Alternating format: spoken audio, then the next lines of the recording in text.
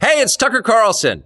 You often hear people say the news is full of lies, but most of the time that's not exactly right. Much of what you see on television or read the New York Times is in fact true in the literal sense. It could pass one of the media's own fact checks. Lawyers would be willing to sign off on it. In fact, they may have. But that doesn't make it true. It's not true. At the most basic level, the news you consume is a lie of the stealthiest and most insidious kind. Facts have been withheld on purpose, along with proportion and perspective. You are being manipulated.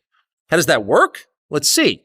If I tell you that a man has been unjustly arrested for armed robbery, that is not, strictly speaking, a lie. He may have been framed. At this point, there's been no trial, so no one can really say. But if I don't mention the fact that the same man has been arrested for the same crime 6 times before, am I really informing you? No, I'm not. I'm misleading you. And that's what the news media are doing in every story that matters, every day of the week, every week of the year.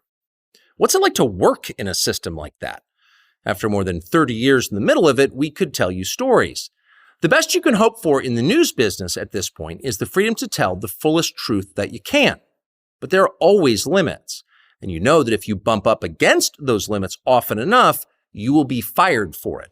That's not a guess, it's guaranteed. Every person who works in English language media understands that. The rule of what you can't say defines everything. It's filthy, really, and it's utterly corrupting. You can't have a free society if people aren't allowed to say what they think is true. Speech is the fundamental prerequisite for democracy. That's why it's enshrined in the first of our constitutional amendments. Amazingly, as of tonight, there aren't many platforms left that allow free speech. The last big one remaining in the world, the only one, is Twitter, where we are now. Twitter has long served as the place where our national conversation incubates and develops. Twitter is not a partisan site. Everybody's allowed here, and we think that's a good thing.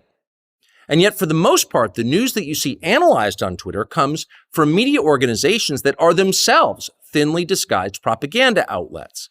You see it on cable news, you talk about it on Twitter. The result may feel like a debate, but actually the gatekeepers are still in charge. We think that's a bad system. We know exactly how it works, and we're sick of it. Starting soon, we'll be bringing a new version of the show we've been doing for the last 6.5 years to Twitter.